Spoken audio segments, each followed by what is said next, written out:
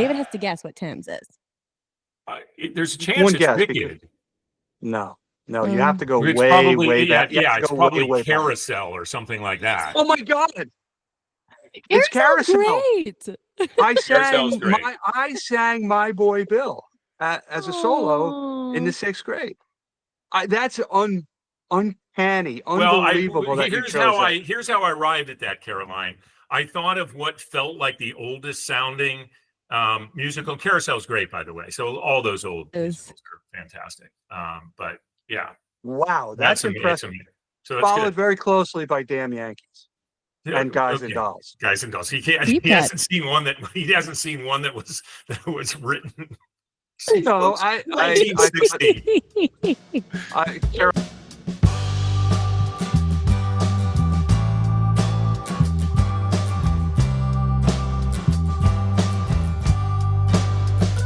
Welcome to Wait What?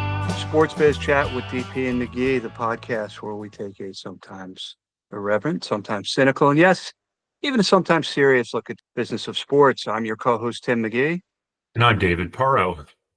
David, what's on your mind today as we go into the craziness that is March? Yeah, it's tournament week. We're barreling ahead to Selection Sunday. And we're all on pins and needles to see if your prediction, this is actually where I want to start, of the SEC receiving 13 bids is, I think, your number. See if that's what I said. See if that prediction will come to pass, breaking, of course, the previous record of 11 that the Big East set in 2011. So it looks like I think it's a reasonable prediction. It sounds like you're standing by it. 9 teams are certainly a lock. 2 more very likely. And a few are reasonable possibilities. I see that as Oklahoma and Texas. And the outcome of your prediction, well, that's the big story here, of course.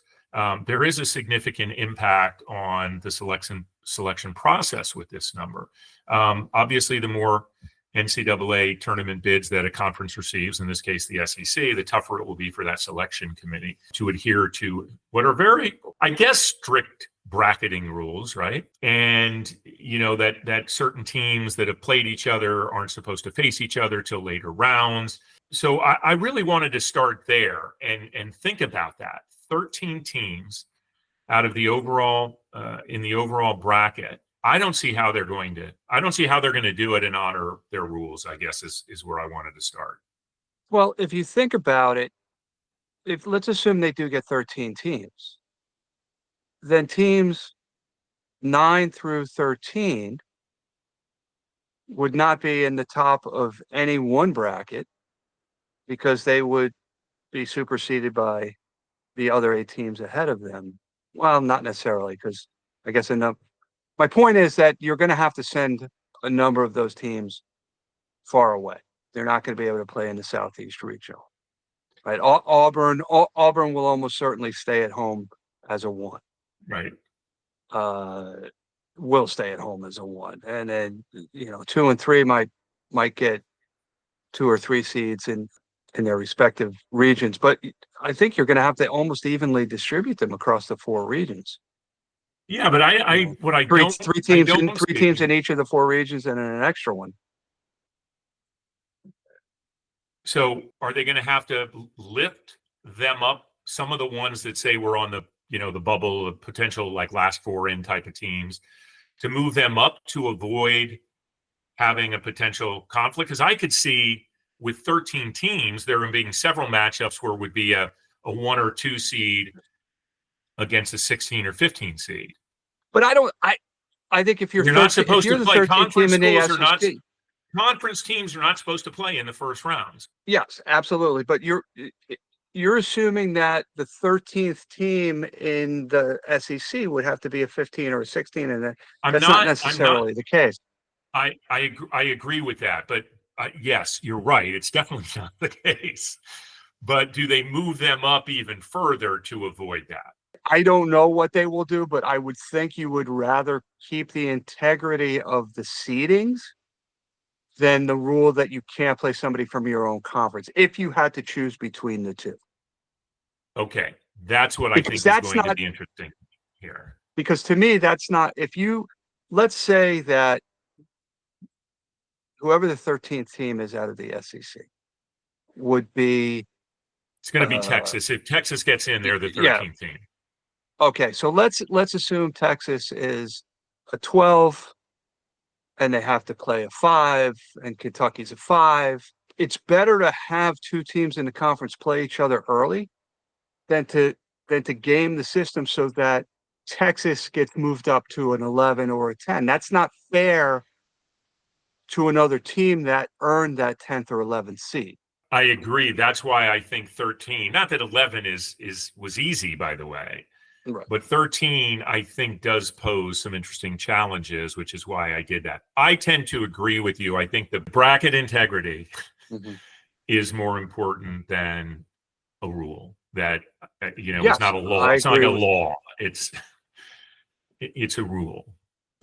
I agree wholeheartedly. You have to maintain that integrity of the rankings, the seedings, so that nobody gets punished to maintain what is something you try to do, but don't necessarily have to do.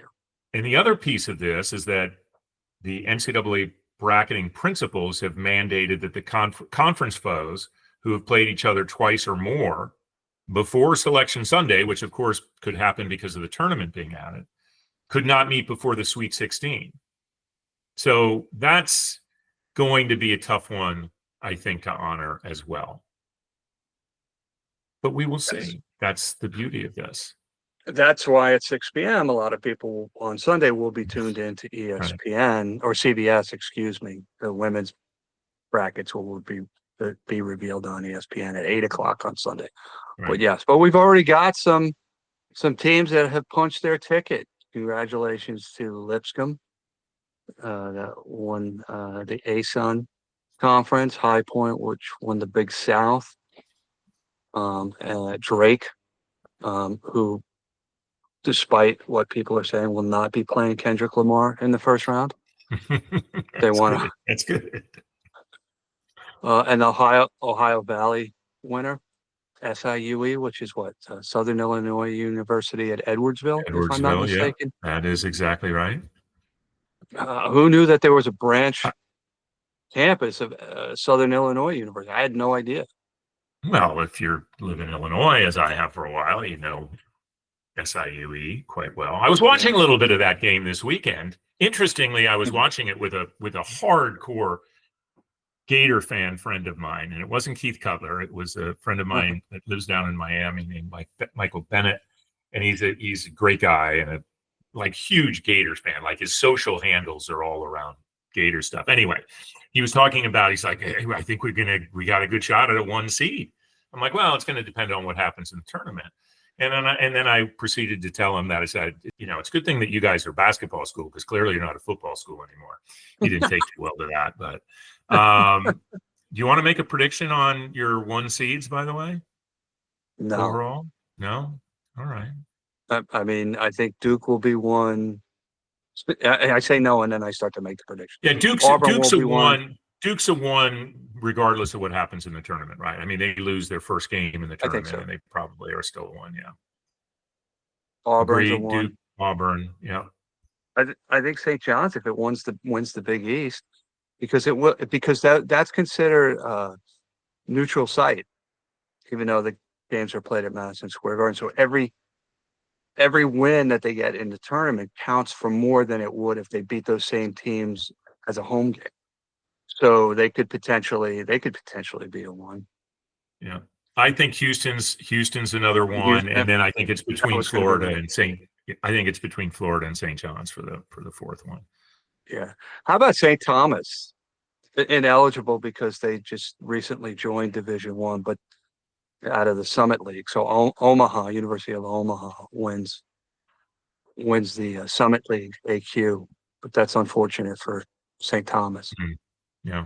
Another example, persecuting the Catholics. Yeah. Oh, yeah. I come from an ACC background. I used to strongly believe that the ACC was the best conference in college basketball. It clearly is for not many years. It was. Yeah, and I obviously Duke is likely to be the #1 overall. They won't be, of course, if they lose early in the ACC tournament. But the conference is down this year. I think Duke, Clemson, Louisville get in, but I think Wake's going to be right on the outside. Pitt maybe gets in. We'll see. I think Wake is going to have to run the. No offense, Yeah. I know you're a Demon Deacon. I think having seen Wake play last week live, I don't know. They're going to have to go pretty deep in that tournament to get it, over the bubble. Blew Georgia Tech out last regular season game. Blew them out. Mm-hmm. Blew them out. You may be right. I think they certainly need to go deep, if not to the finals. Yes. I think if they get to the final game there. The ACC is at an interesting point, and recently the ACC settled with Clemson and Florida State this lawsuit situation, and it's interesting in that brings them back in the fold. They re-up their deal with ESPN, and through ESPN, the ACC network, which was already in place for a while. And they created stability basically through 2030. And the only reason I bring this up is because we're a big college sports activity coming up this week, or starting this week. And the conference realignment, it looks like, is pretty settled for a little bit with all the TV deals in place through 2030. And then I don't know what the hell's going to happen, because it's going to be a crazy time at that point. And I think with the ACC, the way they settled it is they created an unbalanced revenue situation where, I think we talked about this a little last week, where the teams that are more popular and do better on television will get a larger share of the revenue. Teams like Wake Forest, schools like Wake Forest, are going to have to settle for less just because of the lack of the national following or the size of the following. And so it's very interesting times in college sports all the way around in so many ways. And this is just another one. I get it from a business standpoint, but it is so different from everything that a conference had always represented as you and I started first doing, work within the college sports scene. What I take exception to is this conventional wisdom in the media that everything settled until 2030. But everything was settled when FSU and Clemson signed on to the current deal, and then didn't think twice about suing the ACC. So this belief that everything is settled, what happens if Florida State continues to struggle in football, right? Do they get unhappy and then look to move to a conference where they think they have a better shot of making the college football playoffs? It's just, I think this conference realignment goes in waves. So I'm not saying with any degree of certainty that there'll be upheaval, but there will be some upheaval at some point in the not too distant future as these things start to come up for renewal and schools are starting to figure out where they're better suited. But I think, you look at Rutgers, which joined the Big Ten. You look at Boston College, which joined the ACC. There's a lot of examples of schools who thought they were going to be better off in a new conference and have not been. I think if you ask people at Boston College, should they have left the Big East, at least for basketball, I'm wondering what people would say. Well, there were some other pressures on that, given the nature of so many schools being basketball only or not having a Division I football program. Right. So I listen. I don't think the Atlantic Coast Conference has been bad for BC, but I hear what you say. The reason, though, that BC hasn't been good in the ACC. No. I judge success by wins and losses. You judge success by success. Is that what you're saying? Call me crazy. Yeah. Okay. But the reason like Rutgers and Maryland, for example. Excuse me. I'm sorry. I didn't mean to talk over you, but schools like Maryland and Rutgers joined the Big Ten specifically because both athletic programs had significant deficits in their operating budgets and took it for a one-time hit. So you say success is based on success or success on the court, and the athletic directors and presidents are going to say success is based on the dollars that they're collecting each year. And both Rutgers and Maryland took it because they were, to your point, they were very much in debt and they had the bigger payout. So the reason that Florida State and Clemson even challenged the ACC in that regard was because of the Big Ten and SEC television contracts and the split that they were getting. And they wanted to see if it was worth doing it. They'd ruffle some feathers and go for it. So they got some of what they wanted to in this, but they only have to deal with it, I think, for 5 years, basically. So you may be right that something will happen between then. And I'm just saying that there is enough settled for them to get their money, because it does diminish. The deal there is almost set up to basically say, okay, now it's a free market, because they are getting more in the upfront part of this new ESPN deal. On a very tenuously related note, Steph Curry just announced that he's going to be the assistant general manager at Davidson University, helping them raise what they hope to be an 8-figure sum for NIL money. You know, longtime coach Bob McKillop, who had a lot of success on Long Island before he went to Davidson, and Steph Curry, probably the only two famous people to ever come out of or be associated with the Davidson basketball program. But my understanding is it's a beautiful campus, great school. It's a beautiful campus. It's a beautiful town. I've been there. It's a wonderful place, and obviously Steph is an unbelievable ambassador for that school. The role of the general manager in college athletics is something we're going to have to dive into soon. Maybe we should get Andrew Luck, who just became the GM of Stanford football program, comes to mind, and what that role means is, because it's somewhat what it is. It's raising money, being, yes, somewhat able to identify who's in the portal and so forth, but I guess that'll be the assistant GM's jobs, because it does seem like those departments are going to be built out in a similar fashion to the way the pro leagues are. Yeah, I think that whatever staff is developed around that job title of GM, with assistant GM underneath the GM and so forth, you're absolutely right. There's going to be some people who are going to have to be able to raise a significant amount of money. There are going to be people who have to know a lot about what players are available. Who did I hear the other day? Was it Coach Pitino?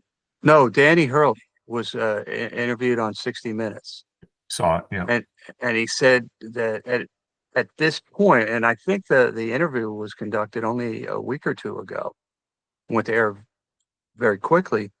He thinks that about 50% of his team is actively looking at opportunities within the transfer portal, which to me is, and he said it very matter-of-factly, but that's got to drive him and every other coach crazy. I've said this before. Aaron Judge can't go look to join another team because Garrett Cole is out for the season, and the Yankees, right, odds of winning the World Series diminished greatly. Patrick Mahomes can't get upset if Travis Kelce decides to retire and then go look for another team. There are rules there are contractual obligations that these kids in college don't have, which I think is really, really detrimental to college athletics. Take away, I don't mind them getting paid. They make NIL money, that's great. Even if they were treated as employees, I don't necessarily have a problem with that. What I have a problem with is a young man or a young woman playing in 3 or 4 schools in 4 or 5 years. That completely undermines the concept of being a student athlete and turns them into an athlete. Yeah, there's no doubt that the changes have been absolutely seismic, and all of these issues are real ones, and it's not an easy solution, and we haven't landed on it yet. So one more thing I want to say about the portal, and Dan Hurley making the comment about all of these players that are already in the portal or looking at the portal. Sometimes I hear some of these top coaches say things like that and wonder if they're just trying to load up those from other programs that might be interested in coming to UConn, people that might even be better than the group that he has right now. So I don't put some of that past. However, there's no doubt that this has added an entirely new challenge to what coaches have to go through, certainly what athletic directors have to go through when it comes to fundraising. So the role of the GM clearly makes a lot more sense than it did a few years ago. Agreed. All right, great time for a break. We have a very interesting guest coming on the show today that we're looking forward to welcoming, and we'll be right back. It's time for our guest. So we are back, and Tim, we're diving into uncharted territory for this podcast, and I hope you're ready for it. I am. I'm really excited. With the steady growth that influencers and content creators are having in the marketing mix, it was time for us to take on this issue. And since it's F1 season, or at least about to start this weekend from Melbourne, we are fortunate to welcome one of my favorite creators, Caroline Smith, who launched into F1 full bore in 2022, I believe, and has become one of the most popular creators in her genre.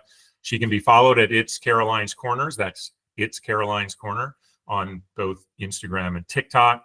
And I encourage all of you to do that. I've had the pleasure to work with Caroline on MoneyGram projects and can say that her posts always put a smile on my face. So with that, welcome, Caroline.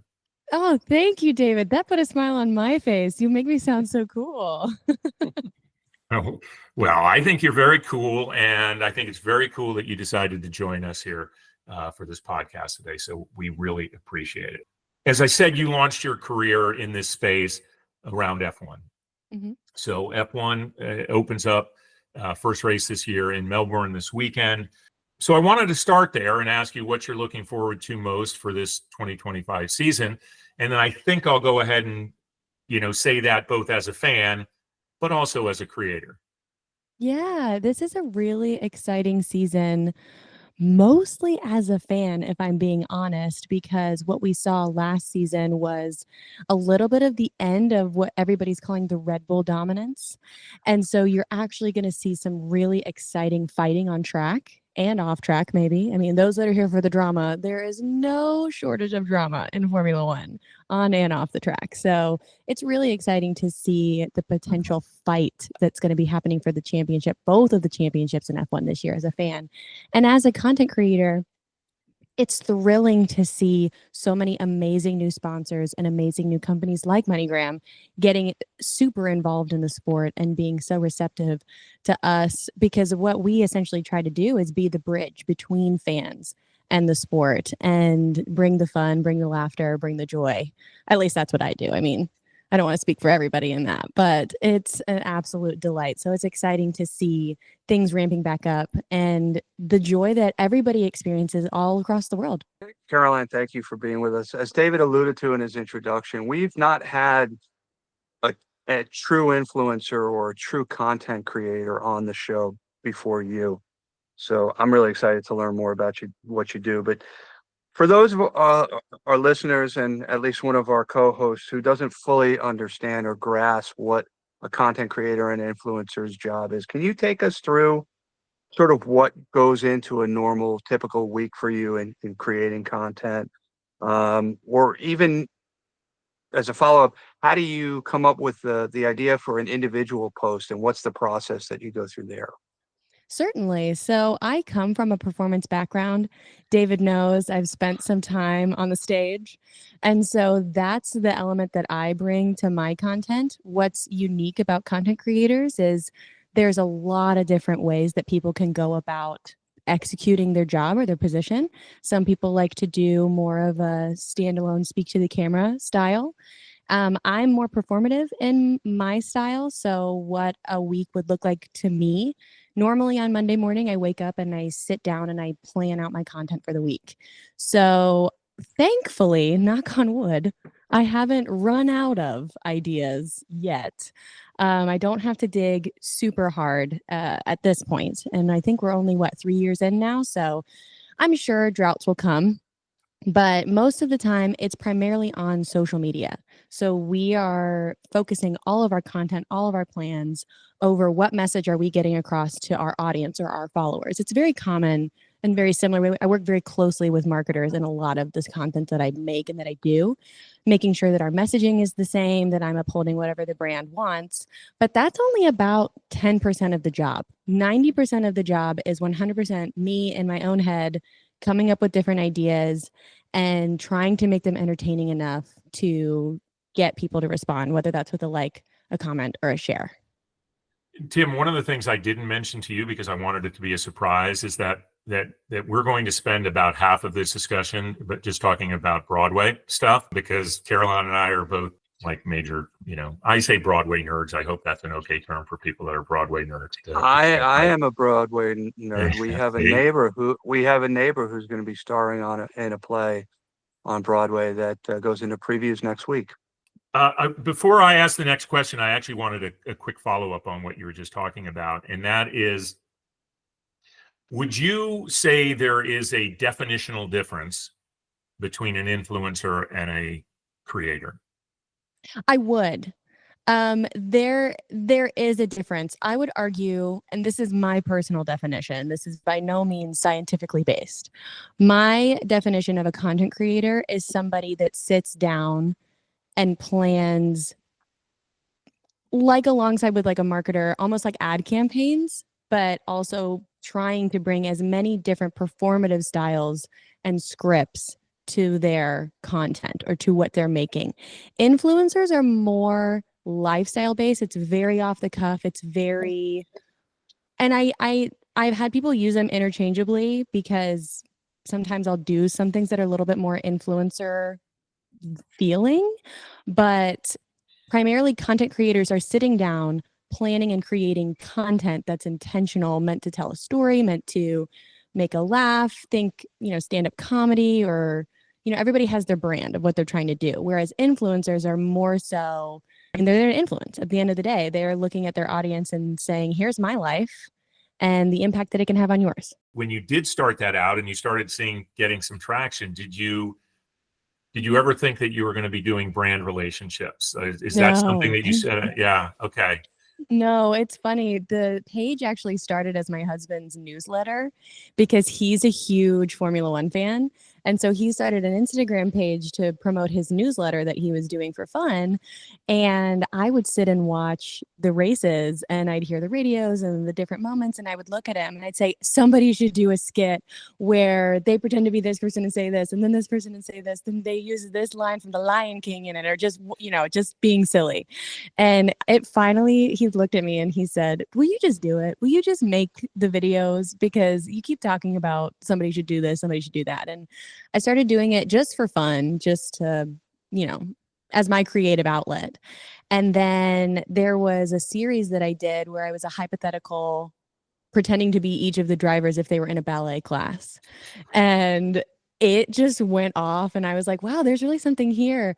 And I remember turning to my husband and saying, if I just get tickets to a race out of one of these videos, I will consider this a massive success. That will have been the purpose of this entire page, to just get tickets to one race. That would be so cool. And so it's just far exceeded my dreams and expectations. And I never look back. It's been amazing. Was there a tipping point? Do you recall the tipping point? Yes. It's funny. I remembered acknowledging when I could feel it happening. It was March of 2023. And I looked at my husband and I said, I feel like I'm this close. Like, I feel like I'm so close, right on the cusp, because part of what we do as content creators is we watch everybody else and what all of the other content creators are doing. It's a very comparison-based position to be in. And that can be detrimental at times. I mean, if you struggle with how you feel about yourself or how you see yourself, and you're constantly comparing yourself to somebody else, that can be very damaging. But if you have a really good sense of self and who you are and what you bring to the table, then you can be happy for everybody else and see everybody else not as necessarily as an adversary, but as somebody that can make you better. But I think at the end of the day, I felt it happening in March of 2023. And I was seeing opportunities in brands and things reaching out to other content creators. And I paid attention to what their numbers were, how often they were posting, what their numbers were doing on their posts. And I looked at my husband and I said, I'm this close. I can feel it.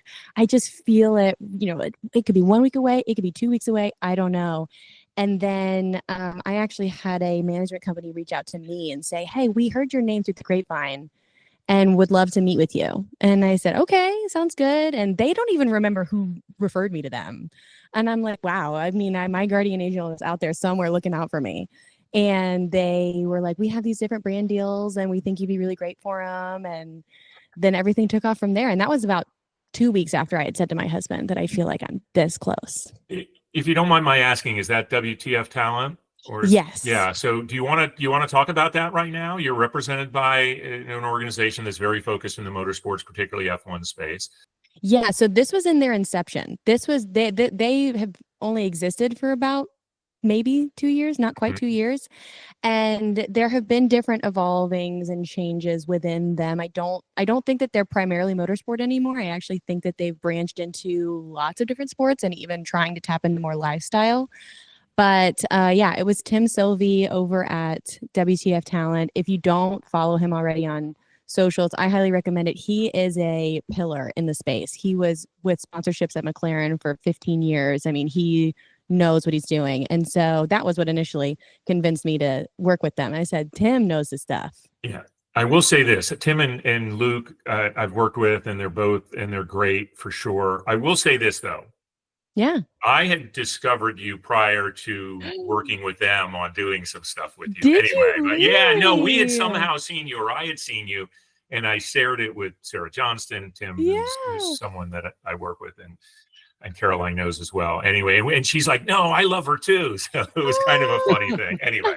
I didn't know that, David. That's awesome. You are on both TikTok and Instagram. Those are kind of the two big places, and certainly a big space for F1 content in general. How do you use those differently? Are they similar platforms to you, or do you try to do different things with each of the respective platforms? That's a great question. And I would say to anybody that's considering going into this space, you can't treat them the same because they are very different. TikTok, it used to be where Instagram was king and TikTok was new to the space. And then TikTok really started to take over 2020, 2021, which is to nobody's surprise with the lockdown and everything with COVID. I mean, it was bound to happen. And so TikTok was really commanding the space. So when I first started out, I was primarily focused on TikTok. It was the easiest and fastest place to grow. If you stayed consistent, the algorithm rewarded you. I think there have been a lot of shifts and a lot of changes because every time they update the algorithm, which is quarterly, if not more frequently, the games, I mean, it's like all the pieces on the board are shuffled and you've got to try to figure out the new thing. So again, if you're considering doing this, you have to be willing to adapt at least 4 times a year to what your strategy is going to be. And the other part about it is nobody tells you what the new code is. You have to figure it out. So it's a fun mind game. If you like puzzles and if you like, hinging your career on puzzles, then this is a great career for you. But TikTok was king in the beginning of my time in this. And then I started to see growth on TikTok on Instagram when they were trying to catch up to TikTok. And so that started around, I want to say, start of 2024. And since then, I've been primarily on Instagram. I still do things over on TikTok. You have to post, upwards of 3 times a day on TikTok, I think, to stay relevant over there. And what's hard about it too is TikTok only shows your videos to about 10% of your followers at the most. And they're showing the 90% of the views that you see are actually people that don't follow you. And so when I'm talking to brands or I'm talking to various companies, I like pitching Instagram to them more because when I post on Instagram, it goes to my followers. And then it sees how it engages among my followers, and then it branches out to people beyond my following. And so they're able to double dip more with my Instagram than they are with TikTok. It's just way less reliable, in my opinion, over on TikTok. I still do it because I still love to make content for TikTok, love to connect with people over on TikTok. It's just a little bit more of the Wild Wild West over there. Interesting. What would you say has been the most rewarding aspect of your work as an influencer and a creator? Honestly, when the opportunities come to see the next generation of young women and even young kids that get interested in this, that's at the core of what I do and the content that I make is making sure it's respectful, making sure it's something that a mom can share with her teenage kid or something that, I will get teary-eyed even talking about it. When I get messages from moms or from dads that say, I have nothing in common with my 14-year-old son. I have nothing in common with my 17-year-old. but we both understand your videos. And I got a message from a mom in Australia that said, I've been waiting for the season to come back because my son and I every morning sit down and watch whatever your latest video is. It's the only conversation we have all day. That's what it means to me at the end of the day, to be something that brings people together and brings joy. Yeah, listen, I can say from firsthand experience, seeing the way you create when we've provided you with the brief and just how quick and clever and thoughtful, here's what I'm thinking. And I think that's the beauty. And certainly I would advise anyone that's using creators. And we've done this, obviously, as you know, with other creators where we provide a brief, but we're not overly strict in what comes back, because it has to be in the voice that you've created for yourself, or that kills the whole idea. And I think we've been able to do the stuff we did. The Gunther book thing was hilarious that you did, and various other projects. So we've certainly really appreciated that. I want to make a quick turn. We just saw the opening of season 7 of Drive to Survive, which has been the series that, of course, a lot of people have credited with popularizing the sport, particularly here in the United States. Other than that little cameo that I have in episode 9, what has been your highlight? You need to watch episode. Although I am a tiny bit in episode 1 too, right behind Christian Horner and his wife. Oh, but that's a whole nother thing. Anyway, that's not one we want. But other than that cameo, hugging Ao. In episode 9, what else has stood out for you in terms of the season? Anything that you were surprised at? Anything that you thought was great? I think that anybody that has followed the sport for long enough and also watched Drive to Survive long enough, hopefully has been told or has found out that you have to take Drive to Survive with a grain of salt. We all know they're taking some things out of context and they're pulling radios from other races and saying that they were from this race, etc. So I see it as more of if you're watching a movie based off of real life events, they're going to dramatize things. They're going to change some things. That's the approach that I like to take to Drive to Survive. I'll say this. Sorry, sidebar. I have 2 things. I loved the part where they gave some of the drivers phones to take around with them in Singapore. I thought that was really clever, and they were really connecting to the next generation that likes to have that more influencer style content. That was brilliant. The other thing I'll say is 𝘊𝘢𝘳𝘰𝘭𝘪𝘯𝑦 won me over. I've never met him, but I loved that episode. I thought he was so respectful. I thought he was so considerate, and I felt like he was exactly what Haas needs. And at the end of the episode, I looked at my husband and I said, nobody can convince me to hate Io after that. I feel like he is just a class act, and I love him. Him and James, they hold my heart. Him and James Vowles, love them. Yeah, I'd say 2 good guys, and I agree with you. And he's done amazing work there. You have to tip your hat to the effort that he's made in turning that team around. Definitely. So, Caroline, I didn't know this about you until David informed me, but you are the daughter of a former NFL player, place kicker John Casey, who had a tremendous career with the Carolina Panthers. What was it like growing up, the daughter of a professional athlete, and how did that experience and life influence, no pun intended, what you do, how you do it, how you go about your business, how you deal with professional athletes and so forth? Yeah, absolutely. Emphasis on the former. He is not playing anymore. But it was a real delight, I would say, growing up as the daughter of a professional football player. It's such an American sport that it was actually a breath of fresh air to step into Formula One, which is such an international sport. And so most of when I work with other influencers or content creators or brands or marketers, a lot of them are based over in Europe. So they have no clue who my dad is or what it means that he played, in the NFL. I think it prepared me to take on and handle a lot of eyes being on me, whether that's through the phone or in real life. It wasn't a hard transition for me to make, going from being a smaller account to being a, mid-sized to larger account. I didn't feel like I had any extra pressure as I saw the numbers growing, only because I was used to having a lot of eyes and a lot of numbers paying attention to me. My mom used to tell us when we were in high school, when we got our driver's license, she would say, don't speed. No matter what you do, don't speed. Even if you see your other friends speeding, when they get a ticket, they just get grounded. When you get a ticket, it is on the headline of the newspaper the next morning. And so that we just kind of carried that with us for our whole lives. So, by the way, Tim, her father played at Georgia College. Yeah, No doubt. he was from Athens. I looked him up. Yeah. I have family in Athens. No So, way. Caroline, we opened the show talking a lot about how many teams the SEC was going to get in the NCAA tournament. Tim has made a bold prediction that it'll actually be 13, which of course would be a record. Oh. So, yeah.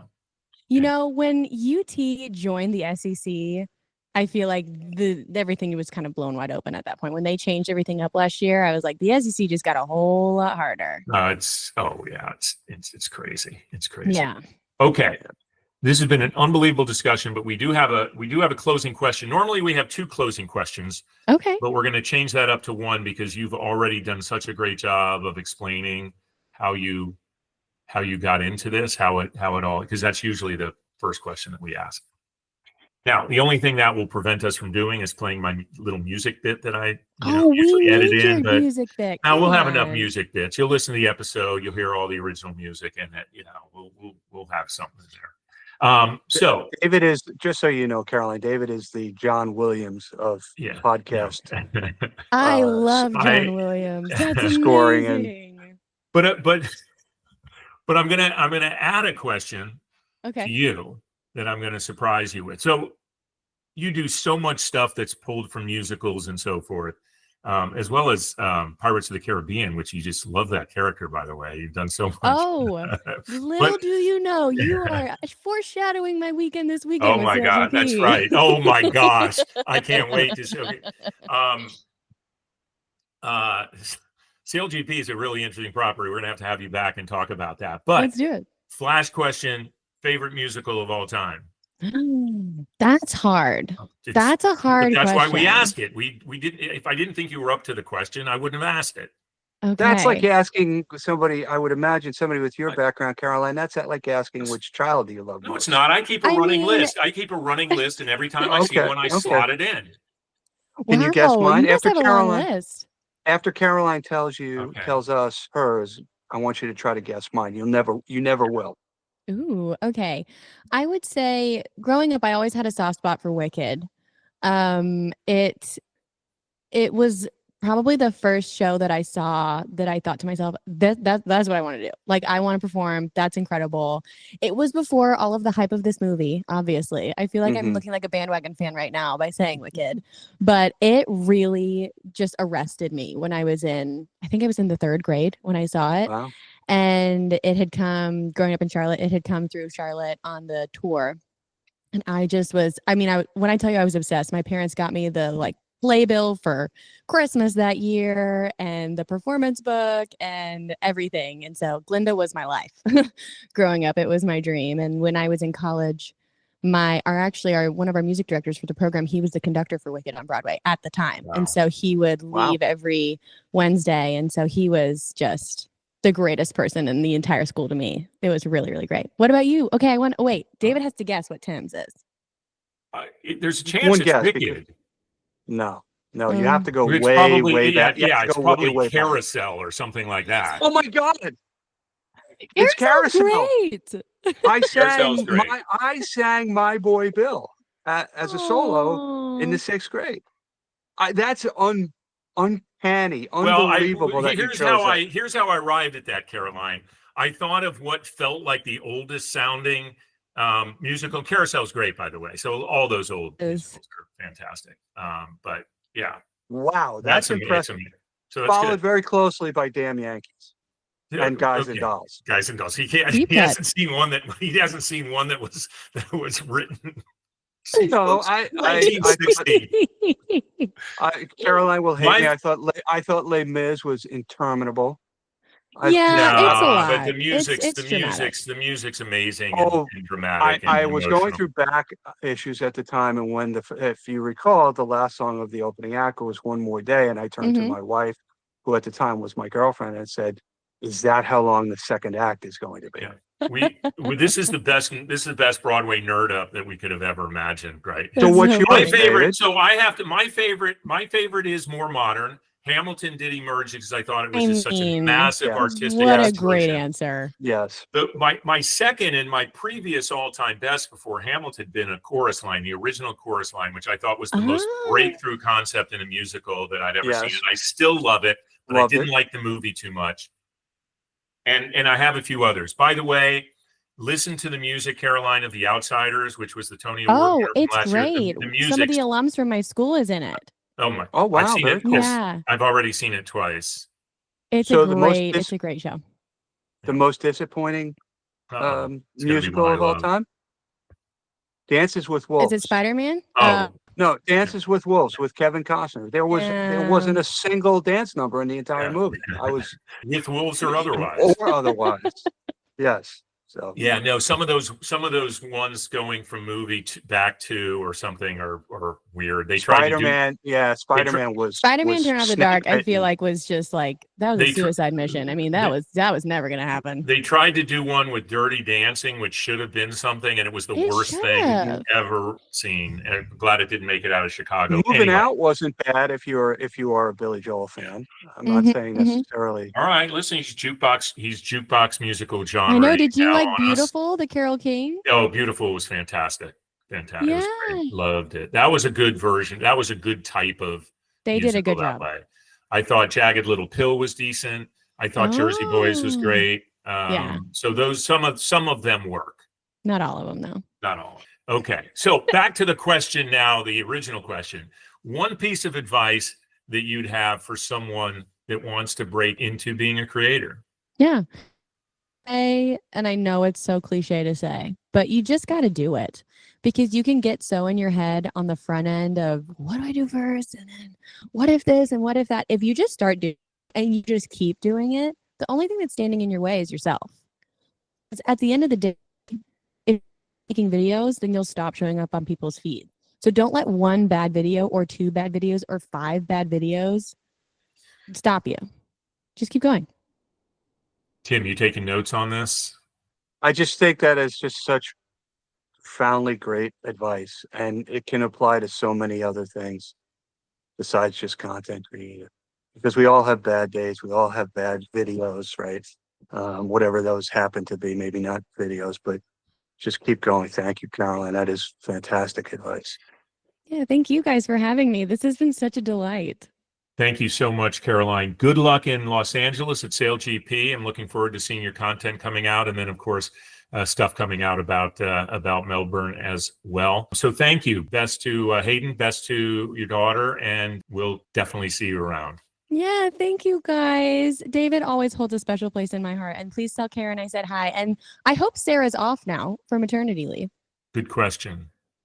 She's close. Okay. Well, Yeah. I wish She had her her all the shower best. this past weekend. So Yeah. Tim, it was such a delight to meet you. And thank You you guys so too. much for Thank having you. me on.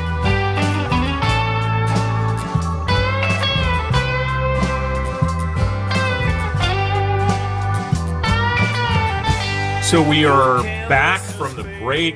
Thank you to Caroline Smith from It's Caroline's Corner, a very talented creator that is largely focused in the F1 space, but doing some other great content now as well. We encourage you to follow her on Instagram and TikTok if you're on those platforms. But it's that time of the show, Tim, where we don't look back, we actually look ahead. So I wanted to know from you, what do you have your eyes on? Well, of course, I'm looking forward to all of the conference tournaments that will lead into March Madness, which will begin early next week with the play-in rounds, and then really everything hits in earnest next Thursday. So I'm really excited about that. One thing I want to keep an eye on, it's you and I think, do a pretty good job of assiduously staying away from politics on this show. But this is one of those things where politics and sports sort of merge and interweave with one another. Stephen A. Smith just signed a renewal with ESPN. He's going to be getting $20 million a year for 5 years. I think we've talked about it before. He's not my cup of tea. But where politics comes in is that I have seen some polls where he is polling second or third for the Democratic candidate for the president of the United States. And I just, for the life of me, can't see where that is coming from. Yes, he's very, open and quick to share his opinions, but my goodness, have we not learned anything? Well, I think some of that is that when it comes to where he is ranked at this early stage is because of name recognition, and that's what launched our current president when he originally ran the first time. Name recognition got him to a certain point, got him on that platform, and then people fell in love with that message of the people that voted that way. So I would tend to agree, but we're in different times, Tim. I mean, it's just whether it's learned something or not, it's a different world than what we grew up with in terms of where the traditional politician would emerge from. So we'll see. I don't suspect that it will be a long run, but we'll see. No. And quite honestly, if I'm Stephen A., why would I want that pay cut? No. Just for 20 million a year, and I'm going to take a job. I think we found it. I think we understand that. I mean, whether it's money or whether it's power or being in the right spot. So a couple things I'm looking forward to, of course, Selection Sunday, of course, the conference tournament, see where they shake out. Formula One kicks off from Melbourne, as we've talked about already on this show. So I'm excited about that this weekend. A huge new season that I think, as Caroline pointed out on the show, I think is going to be unbelievable for fans. New rookie drivers, a very different grid this year from last. I also want to do a shout out and give you a chance to do a shout out to Tony Schiller, Rashid Ghazi, Julie Simmons, and all the folks at Paragon who sold their company or closed this week to Playfly. And I partly bring this up because it's going to be a story that we're following as some of these agencies continue to roll up. Playfly has private equity backing, and they're buying up a lot. But it's an exciting opportunity, and on the consulting side, some other people that we both know, Michael Newman, Dan Parisi, they'll be joining, as well as the whole rest of the Playfly organization, which is a significant player across a number of parts of the sports business ecosystem. Yes, tease me when I say that, of course.